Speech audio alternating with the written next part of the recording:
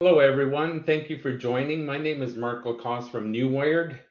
Thank you very much for joining to our Dedicated Systems and Newired webinar today. With us, we have David McIver and Guido Piffreri from Newired and Dedicated Systems.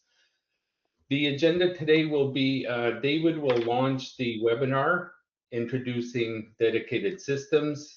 I will talk a little bit about Newired, and Guido will show the demo of Newired as well. At the end, we'll have a Q&A session, so please post your questions in the GoTo app under the chat, and Loredana will address the questions at the end of the session. So thank you again for joining, and over to you, David. Thank you, Mark.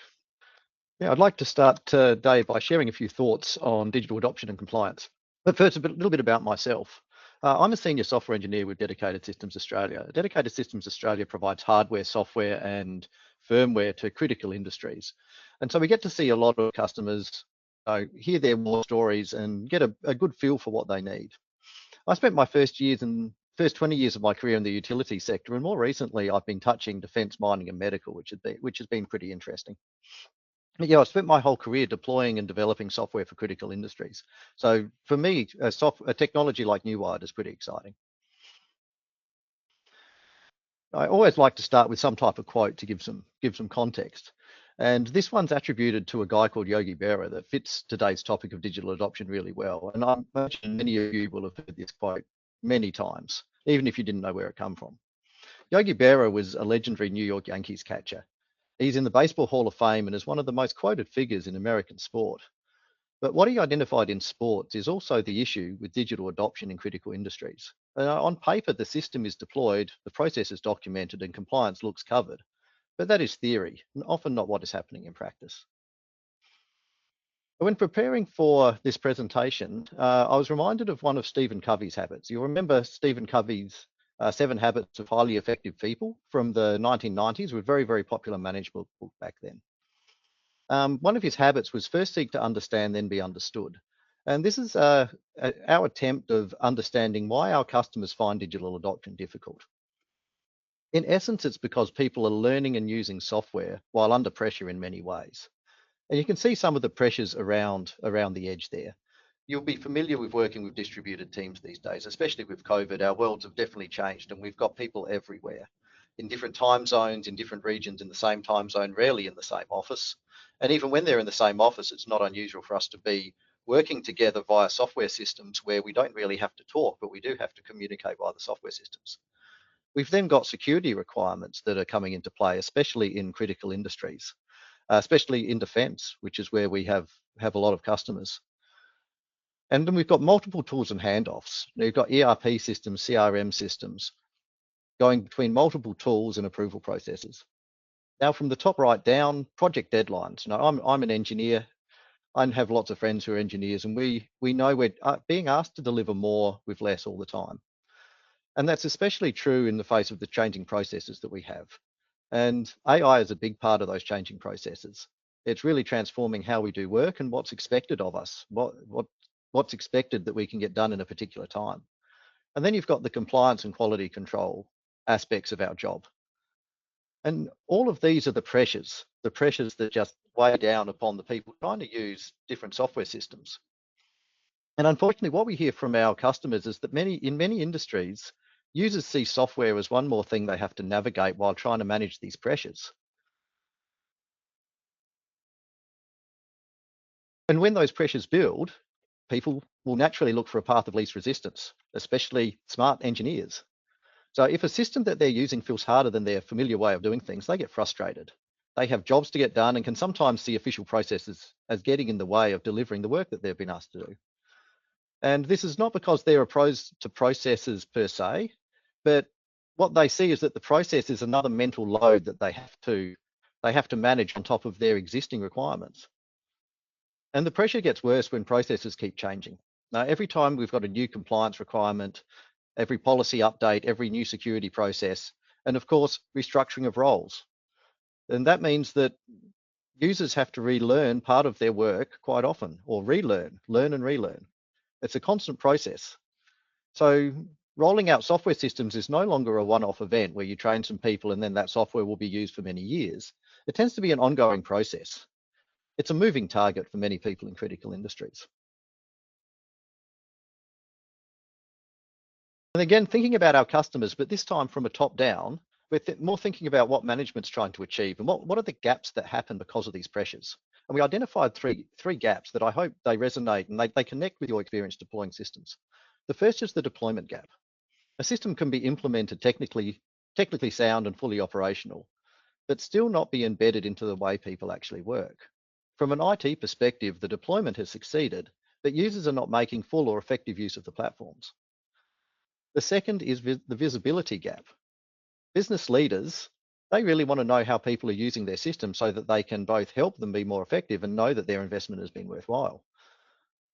So software does it, but unfortunately the software systems themselves, they don't tell you where the workflows are breaking down. They don't tell you where people are hesitating, where they're improvising, or where they're quietly doing part of their job outside of approved systems. And then on the right, you see the complexity gap. And this, in hindsight, I probably could have called a simplicity gap because the goal of most businesses is processes that are simple and repeatable. And this gap matters a lot in Australian sectors like defence, mining, engineering, and critical infrastructure. A standard operating process, it might touch an ERP system and a document control system, a ticketing system, asset systems, engineering tools, and maybe even operational data. So even if each application is individually fine, well deployed and understood, a user still has to stitch together a full workflow across these many different applications. And this is where workflows often break down. I looked at the amount being spent on SaaS software in Australia and found a recent Gartner analysis. And apparently organisations in the Australian region will be spending $16.4 billion in 2026 on SaaS software. So we have a lot of money being invested into these software systems. The question on the table is whether users can use this investment to reduce risk and improve efficiency. Unfortunately, as many of you would know, digital transformation is not just about deployment. It's about whether the system helps us do our jobs properly, consistently and with less effort.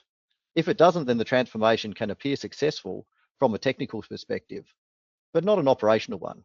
In essence, it remains theory, not practice.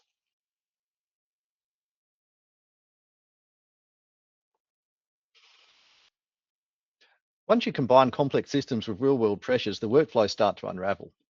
So in theory, you've got a workflow like the one on the left. No, nice clean processes, nice clean handoffs and approvals. But very quickly, it can start to look like this spaghetti diagram on the right. And the drift is usually not malicious. It's usually not even visible at first.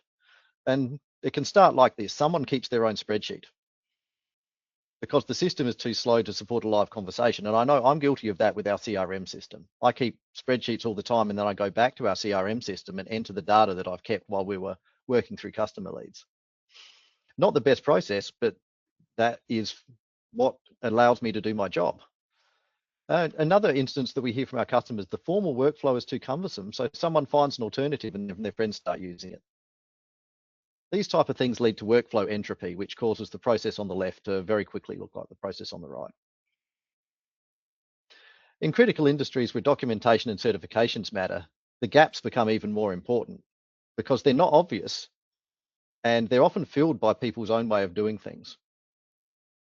And you can see versions of this in enterprise software stories all the time. And I can think of many stories I've shared, often over a beer at the pub, with colleagues in the IT sector. And these stories tend to match the spaghetti-like mess on the right more than the clean picture on the left. And that's especially true in critical industries and certification. Lots of stories about how documentation had to be backfilled after an audit, for instance. And we all chuckle and go, well, that shouldn't be the case, but we know that it is. What you saw on the previous slide, it speaks to the three gaps we identified. So what is in theory a designed and approved standard operating procedure, in practice becomes local workarounds or even shadow IT systems outside of enterprise control. The ideal of complete visibility of user behavior is in practice partial visibility. The ideal, in theory, there is consistent execution of processes, but in practice, each person has their own way of performing tasks. And the outcomes are likely familiar to many of you. Rework, messy or incomplete data, longer onboarding because new staff have to learn not just the official process, but the unofficial techniques that are used by each team to get their work done quicker. And in critical industries, there's the extra risk that when you prepare for your next audit, people may have to backfill critical documents for compliance purposes. The problem that we've observed is the guidance users need when under pressure isn't there when they most need it. And workflows unravel very quickly when users need to get something done. And that's what's so exciting about Newired. And so this is where Newired comes in.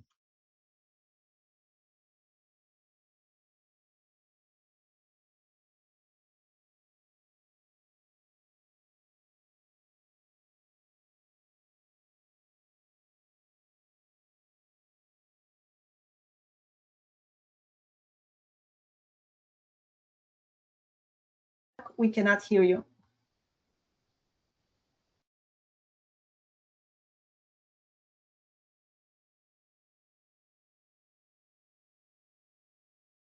Can you hear me now?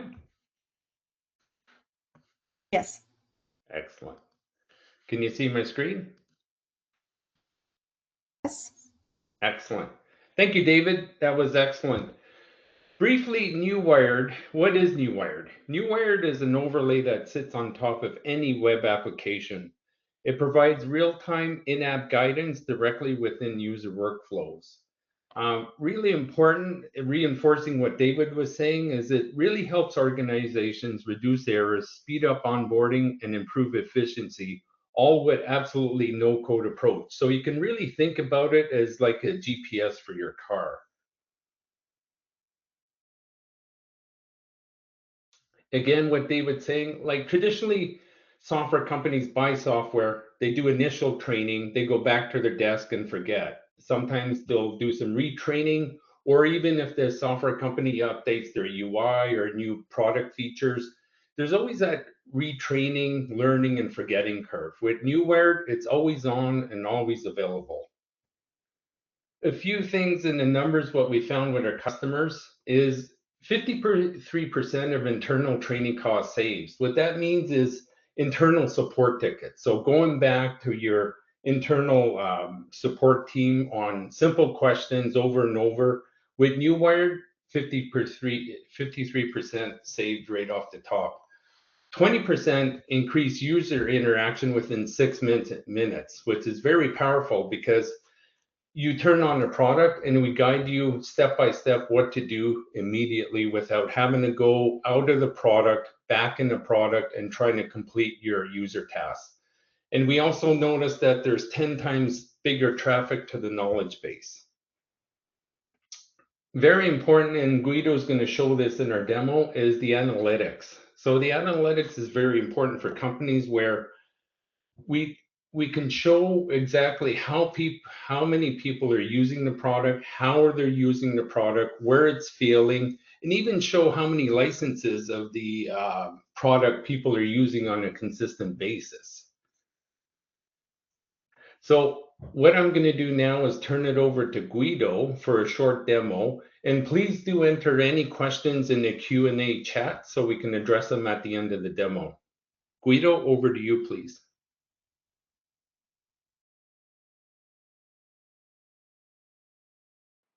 Hello everyone, my name is Guido Pifferi. I am the product manager for Newired, and today I'm gonna show you Newired live applied to real-world business scenarios.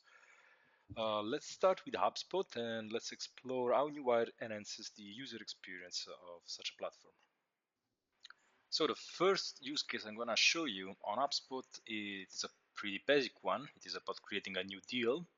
But is useful to introduce you to one of our features, that is the journey. That is basically a step-by-step guide that can guide users through tasks. So what you see here is a standard HubSpot dashboard, and the little triangle on the bottom right is the door to access Newired. So from here, you see this is what we call launcher. That is basically the Newired dashboard. And from here, any users can pick the right guide to complete the task he wants. So now the journey about creating a new deal on HubSpot is playing. And as you can see, on screen are appearing the Newired bubbles that are guiding me through my process. And Newired is not only guiding me through this process, but it's also evaluating the data that I provide to the system, because Newired is equipped with a rule engine that can be used to create validation rules to all the data that I submit to any part of the target application. In this case, the form that I'm using to create a new deal. So while I was speaking, I reached the end of my journey here. So I created a new deal on HubSpot, and I'll show you here now that journeys can also be chained together to create a seamless support experience, or can be also triggered automatically on some condition defined by the author of the journey. For example, you can see now on screen that after creating my new deal on HubSpot, if the deal has not been connected yet to any company, Newired is automatically proposing me the journey about linking the new deal to a company.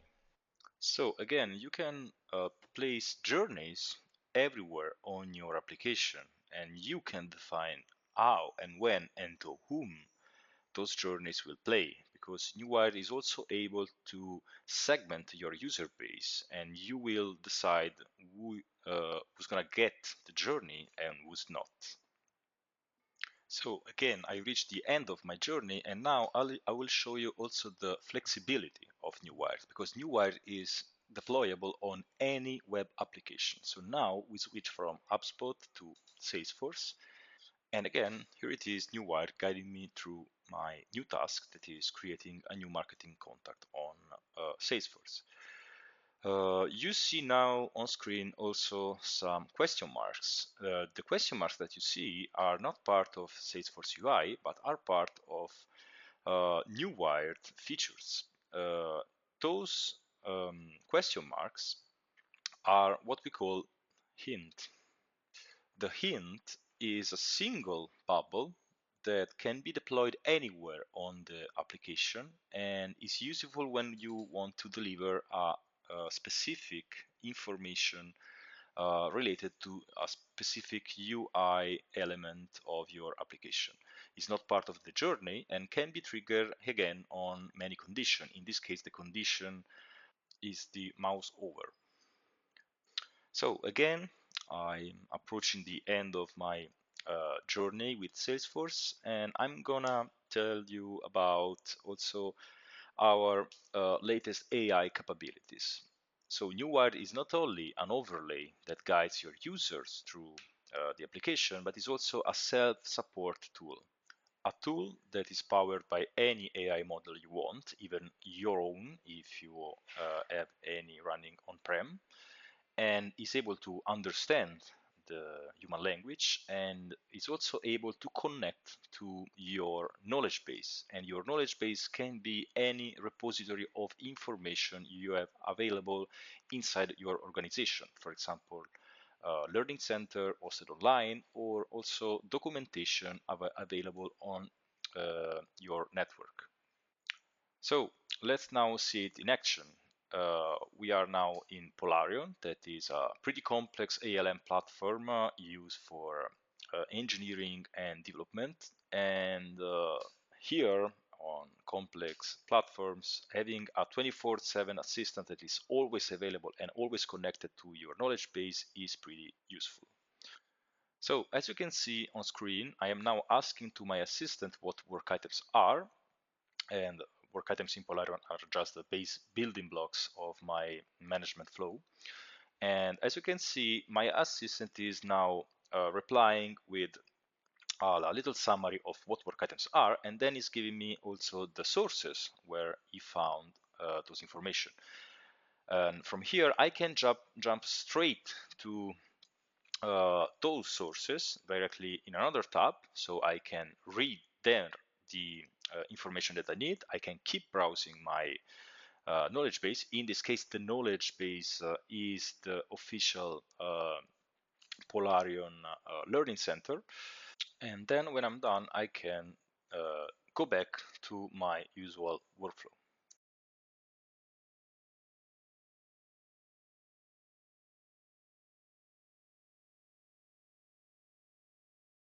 you, Guido. Thank you, Mark and David, for these insights.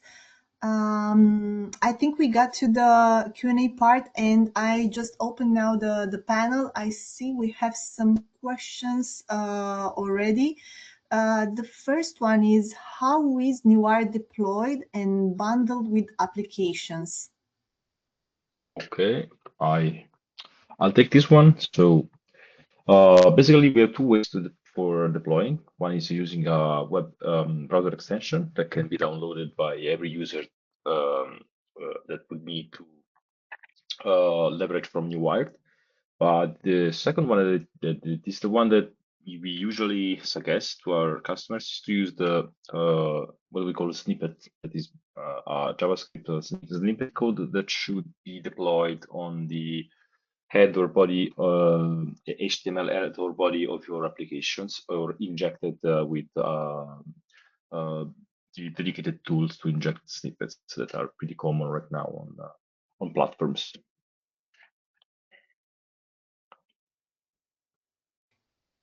Okay, thank you. Another one, how Newired recognizes what's on screen when deployed on an application. Okay, so again, technical one. So basically, Newired has an algorithm that is using more than 40 HTML parameters to recognize what's on screen. So basically, once the snippet or the extension is in place, Newired recognizes the HTML UI element on screen. It parts them to the ones that were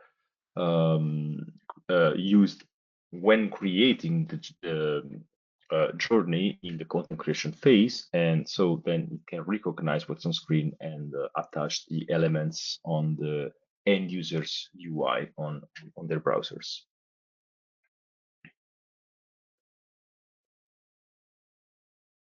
I see another one just now. Do you have any quantitative data on how onboarding is accelerated? And if so, what does it show?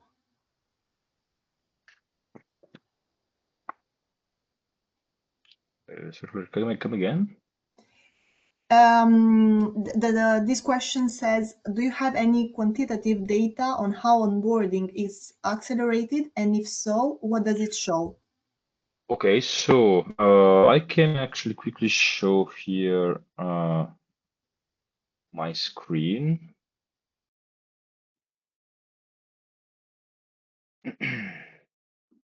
Because I think what you would like to see is our analytics section.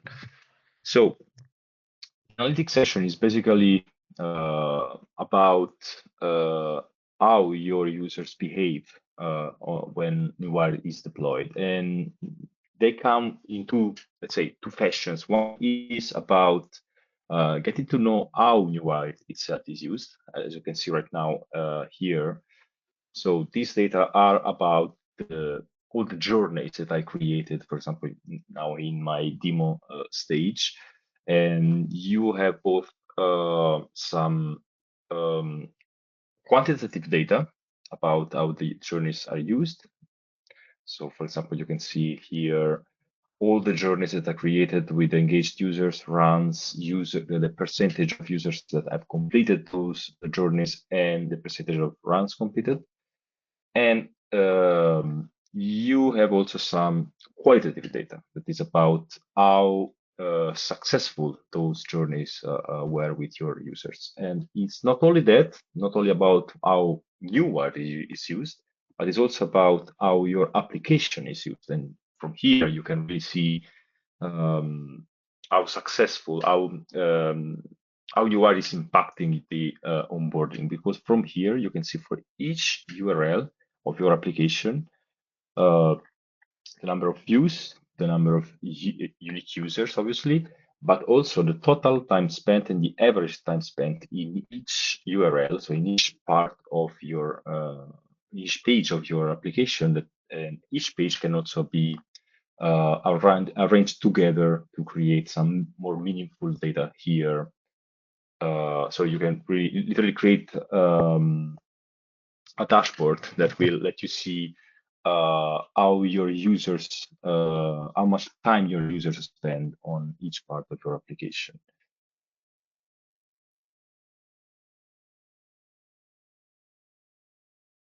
Thank you, Guido. Another one, how and where does Newired store data?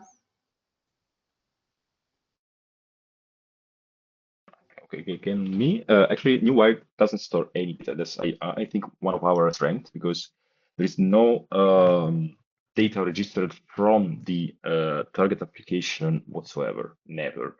And so that's why we work on sensible security sectors like financial, defense, or any other sector that has strict security policies on their systems. And we can also deploy our systems on-prem. So you can run Newired locally where your systems run without never letting any data leave your internal network ever.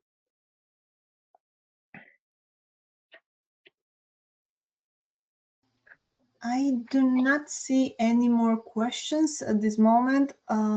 Let's wait a few moments, but in case nothing else shows up, then I'll hand it over to you, Mark.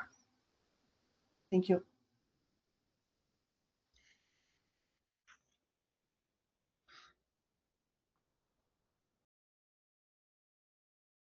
Did we have any more questions, Loredana? No, not. I don't see any more questions. Okay. Well, thank you everybody for joining. David, if you want to have any parting words and how to contact Dedicated System for any follow-up on this webinar, that would be great. Yeah, no, please reach out to us at dedicatedsystems.com.au or team@dedicatedsystems.com.au, and we can get in touch and we can organise live demos, introductions. You can speak with these lovely people again, and they'll be more than happy to go through any specific features or questions that you have. Excellent. All right. Thank you, everybody. With that, we will let you go. Thank you, Loredana, for organizing this. Thank you, Laurie. Thank you all for joining today. Take care, everyone. All right. Speak soon. Bye-bye. Bye-bye.